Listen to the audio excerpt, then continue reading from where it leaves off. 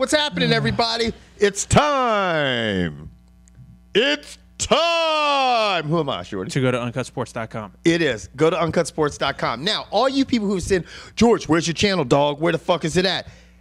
Go to our main channel on YouTube, and you will see it in our branding. Mm-hmm.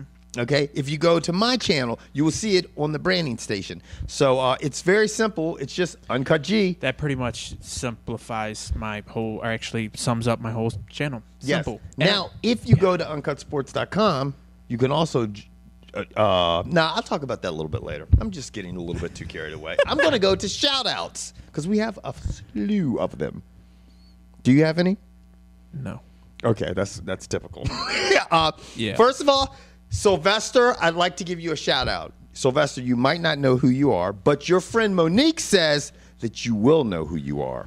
Then I'd like to give a shout out to Corey, otherwise BlueBud89 on Twitter. I'd also like to give a shout out to Nick, who is having his first smoker fight. Good luck, Nick. Tear him up. Wait. First what? Smoker fight. This is not like pole smoking or anything. Like smoker fight is like when you're fighting MMA and like say like you were fighting for Evolve and I was fighting for Yamasaki and our schools fought each other. You know, it's kind of like that's what's called a smoker fight. You know what I'm saying? Hey Nick, man, if you ever see George, just steal him in his big head, but make sure you have a iron glove on because it will break your fist. Also, I'd like to give a shout out all the way down in Mexico because we have a fan, Michael. No, all the way down in Mexico because a guy named Michael Evans who follows us says he's probably our only fan in Mexico, and you very well might be. Now, yeah, let's move on to the things that we will be talking about. Dirty. Something that people hasn't been around for a while. Will be present this weekend and then the following weekend. Yeah. UFC 145 in Atlanta. And for the gentleman who says I don't look at the camera enough when I talk, here you go. Who said that? I don't know. It's kind of strange. Does I feel he like odd. you? I don't know because see, you're speaking to me, and I feel I should be looking at you. But now that I'm speaking at you, let's just try to look straight ahead and not look at each other all the time. Nah, that's fucked up. I can do anyway. It. I don't have to look at you. I'll look let's at you talk up there. about UFC 145. Let's do that. Okay. Decent card. There's still time for the main two guys to get hurt and or pull out because that seems to be their track record. Let's hope that a black cat does not walk in front of the path of either one of those, or fucking they break a mirror or any other fucking fucked up bad luck superstitious shit. But we are going to discuss the 5 fights that should make it to the TV. Yes. Or the pay-per-view. Yeah, the pay-per-view. And we're going to start with the featherweight bout. That would be 145 pounds. And that's going to be Mark Hominick versus Eddie Yagin. If I said that wrong, fuck it. Yeah, I don't think we need to spend a whole lot of time on this. This is Eddie's second fight in the UFC. Mm-hmm. His first fight, he came into the UFC with a loss. To me, this seems like an also-ran for Mark Hominick. I don't think Mark Hominick's going to have a tough time with this fight. No. That's just me looking at the stats, and for all you people who think Sherdog keeps better stats in the UFC, you need to suck a fat one because they don't. With that said, I think Mark Hominick wins this going away. Yeah, I agree with you. I think they're just trying to get Mark Hominick back on track because he was on the roll and then he got a little bit overzealous and fucking went after the Korean zombie really fast and was snoring. And before that fight, he ran into a gentleman named Jose Aldo. Yes, and everybody pretty much loses to him. Now, so I got Mark Hominick winning this. I'd say second round. I got Mark Hominick winning in it, and the second. I think he might be a little bit more conservative and not rush it this time. Yeah. Miguel Torres. We're going to go to the bantamweight bout, and that's going to be Miguel Torres going up against Michael McDonald. Miguel Torres' Achilles heel as of late is his inability to stop takedowns. Yeah. And I'm going to tell you right now, Miguel Torres is the favorite for this fight, but if Miguel Torres... Now, when you say favorite, it could not be by a narrower margin. It is this big. Can you see that? A little bit. And it's not even that much of a favorite. I'm going with old McDonald. I think McDonald's going to whip his ass. And then go back to the farm. E-I-E-I-O. Yeah, because he's 4-0. Yep, 21. I don't know. I'm putting my money on McDonald in this fight. I'm going to go right with George. I'm going to agree with you, man. This guy is fucking awesome at he has a great takedown success rate. I mean, he will take your ass down. Miguel Torres doesn't seem to be able to defend that as of late. This guy's 4-0 in the UFC. In McDonald's 4 fights in the UFC, he's 6-7 on his takedowns. I know that's not a whole lot of takedowns, but it seems like when he makes up his mind to take you down, he's going to take you down. Oh, yeah. And if he's looked at any of Torres's tapes, he's going to be like, cool, if I even think about a takedown, he should probably just fall on his back. And he's got a nasty guard that basically he can adapt to in any fight.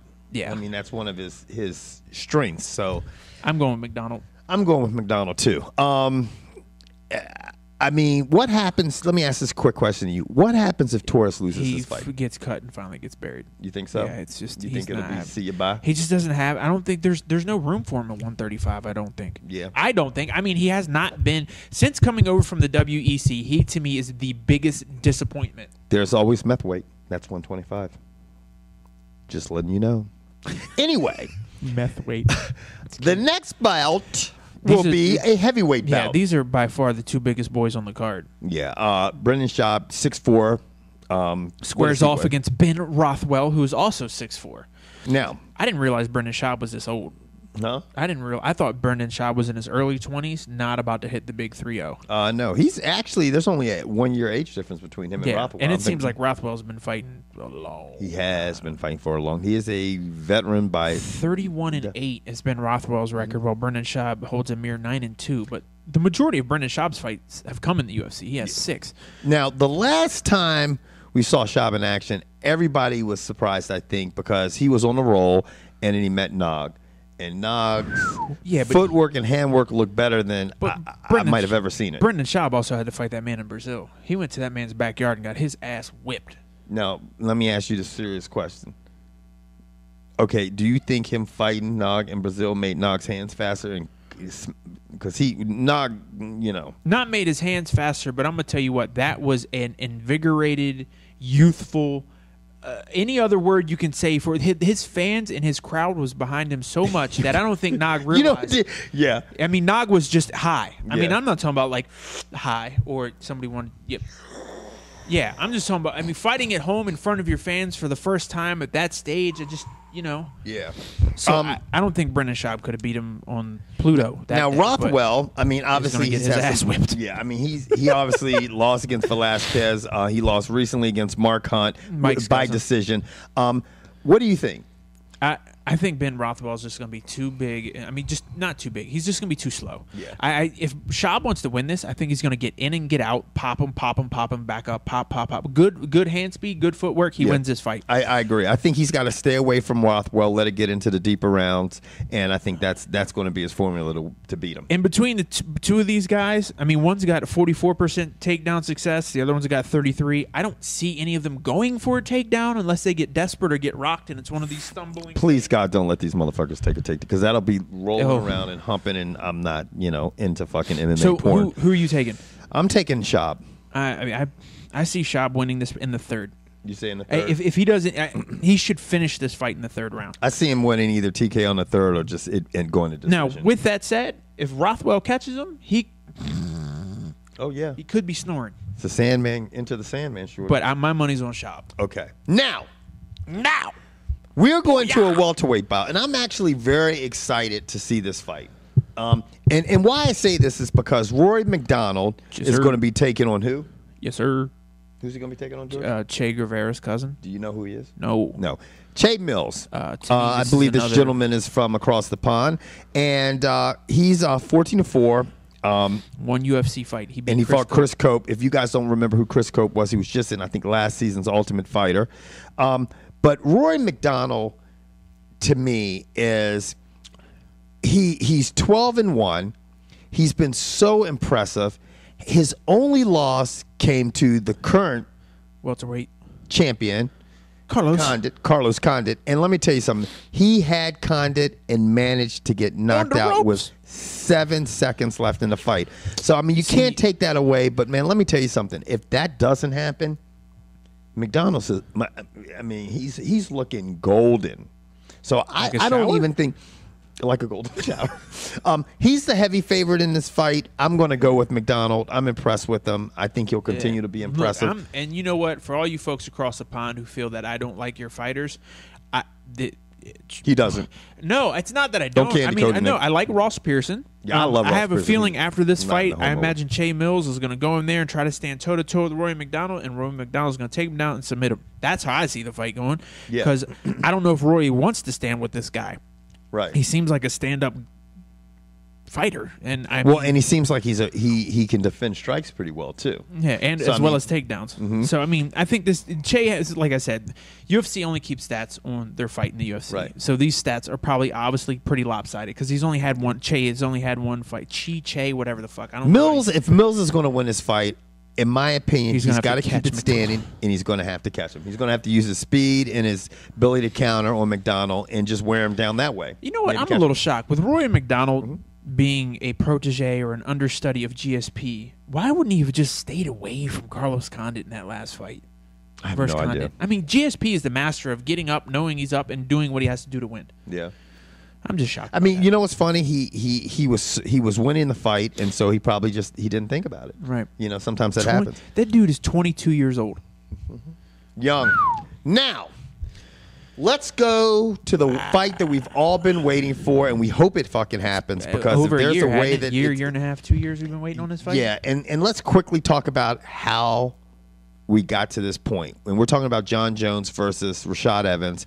I mean, back in 2009, Rashad Evans was the champion in the light heavyweight class. He lost that title to Lyoto Machida in May of 2009. And from that point on, the belt changed hands 97 times. It changed 97 times. And Evans came back. I mean, he's fought several people since then. I mean, yeah, his last fight was against Phil Davis, which I think all of us were highly unimpressed with. And I think we sat here on this very show, on this very table, and sat there and said, if Rashad Evans fights that fight against John Jones, he stands no chance. Right. He looked slow. He looked unimpressive. He looked tentative. I mean, he just did not look like the Rashad that we're used to seeing. And yeah, I mean, and John Jones has done nothing but look better. John Jones, I mean, like I was saying, it's like since they were training partners, all he's done is pretty much annihilate everybody. I mean, Evans on his way back to becoming a title contender. I don't know. John Jones did run into that buzzsaw Matt Hamill, which he has his one and only loss against. And let me tell you, that loss, it's a shame that he'll never get a chance to. No, guys, everybody, there will be some fucking asshole on the comment board that says, "What the fuck is yours?" He's being sarcastic. No, I'm not. I don't know if you guys know what sarcastic is, but you might want to look it up in the Wiktionary or the dictionary or whatever the fuck it is. Now, Evans beat Thiago Silva. Then he beat Rampage Jackson in a highly anticipated fight. And then Dana White was like, look, I'm going to give you the title shot. And this is when he was still training alongside Jones.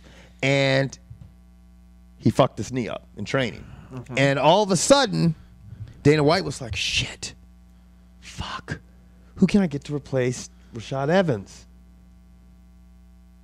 John Jones. And guess what John Jones did? He went and whooped that ass. Dismantled Shogun Rua. And that's where shit started going south between Evans and Jones. And then Jones went on. I mean, Jones is the only person, I think, in history to beat 3 former light heavyweight champions. Yeah. With beating Shogun, beating Rampage, and beating Machida. Right. And with that said, John Jones was supposed to face Rashad Evans after beating Shogun, but then he had a problem with his thumb. Right. So then that kept their second, match. Their second shot at meeting up fell through. That fell through, and that's when he fought Ortiz and basically barbecued Tito's ribs. Oh, my God, he killed Ortiz. We're talking about Evans. Evans killed Ortiz. And then he went on to fight what George was talking about earlier, Davis. Meanwhile, Jones took on his last fight. Machida. He took on Machida, where there's the first time we actually saw Jones look like kind of got rocked. And I'm going to tell you what, Machida has a style that no one else fights. Right. It's hard to train for. It's hard to see. And the one thing, if you watch that fight, because I got to watch round 2 again today, is Machida was getting, he wasn't going left, he wasn't going right. He was coming straight down the middle, smacking the shit out of John Jones, and backing straight up. Now, who else do you think can do that? I think Rashad Evans can do that, but I'm going to tell you what, in his last fight, he looked like he was moving in quicksand. Right. Well, now he's going to be, if he's going to be moving in quicksand like he did against Phil Davis, there's going to be a major problem. Because he's going against a guy that is taller, a longer reach, and fucking much more quicker, and many more weapons. And a better wrestler. John Jones has come out these last 2 fights with a very strange strategy in the beginning. First, it was versus Rampage, where he's like crawling across the ring, and then Machida, he did something funky. And it'll be interesting to see if he tries to come out and do something to get either under Rashad Evans' skin or try to throw him off a little bit. And he might have to do that. Because really, if you look at all the MMA enthusiasts, analysts, everybody, including Vegas, has Jones as not just the favorite, but the heavy favorite. If you have not checked Vegas odds on this fight as of late, he is almost a 4-1 favorite to win this fight. Now, the people who seem to give Rashad Evans a chance are basically, and that's you, right? Are basically they have two theories. The one theory is that he's a veteran and he's experienced in sparring with the champion Jones, you know? And then the other theory is that he will mind fuck Jones and fucking get in his head. So those are the two things that weigh in favor of Rashad Evans. What do you think? The first theory, I think, holds water. The second theory, and this is might what have a leak in it. Yeah, and the reason I say that is put because a hole in that bitch like the Titanic. Oh my God, it's crazy shit. It's in 3D. It's in 3D. Anniversary. Yeah, I bet them bitches still hit the iceberg. They still sink, and that girl still dies, and so does Leo. Yeah. Fuck. I just want to let my go ahead. Yeah. Anyway, what I'm saying is, I think early on, John Jones might have thought, might have been worried about fighting. Might have been worried about fighting Rashad Evans, but I think he's gotten past that. I think so now he's like looking at Rashad Evans and be like, "You're not as good as I thought you were." Yeah. Because I'm gonna tell you what, and he even said it. He was sitting, at the presser. Well, not the presser, but he was part of the event where Phil Davis and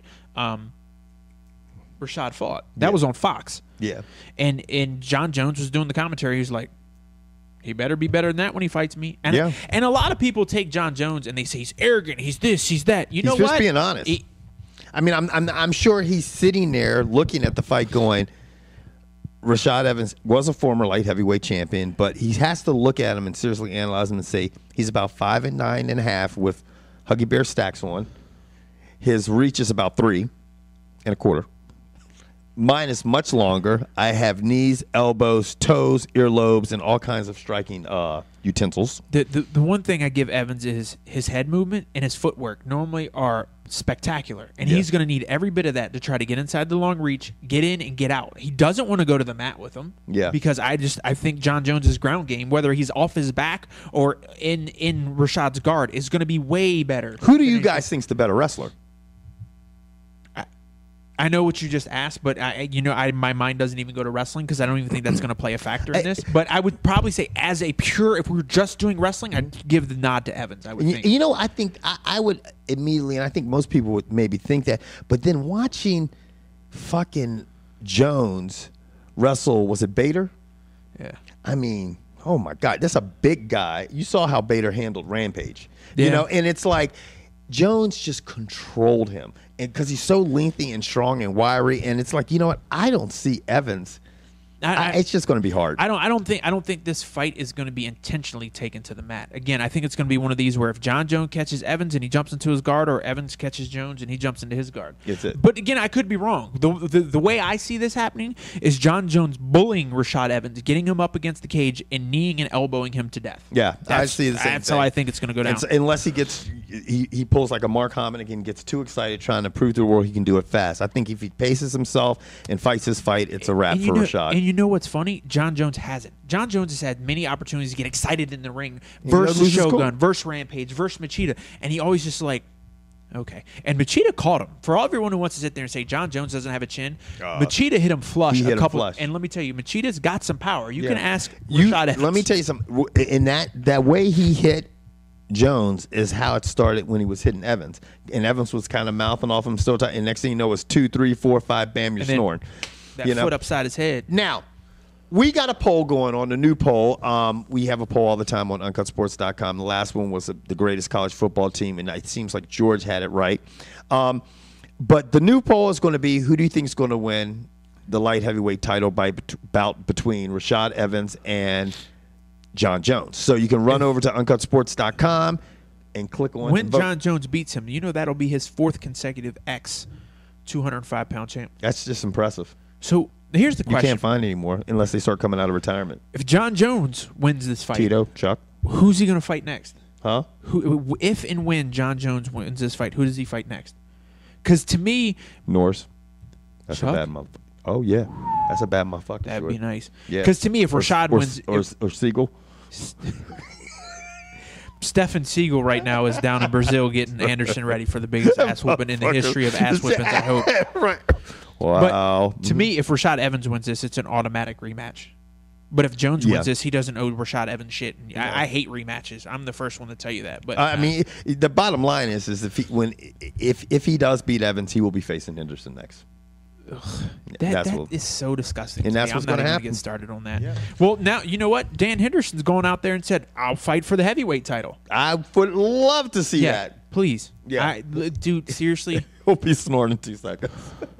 Junior Dos Santos is nasty and big. I find it amazing that Dana White is sitting back and letting this 45-year-old man not hold the company hostage, but I'm not fighting unless I fight for a belt. If I'm not fighting for a belt, then I'm not fighting. Fuck you.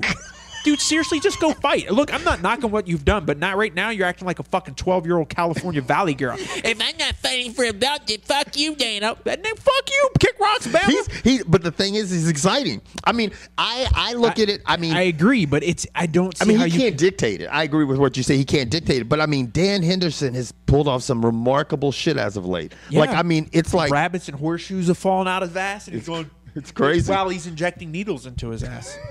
The clinic is. Get it right, okay? Don't get it twisted, homie. Don't get it twisted. Okay? Look, look, seriously, for you people who haven't seen it, go watch our video about TRT and TUEs and all the other fucking acronyms. TUEs, not to be mistaken for Tuesday. Yeah, that's a good video. Y'all need to go watch that shit. And on that note, we're getting the fuck out of Dodge. For reals? Pieces. Yeah, Bye. man. See you. Like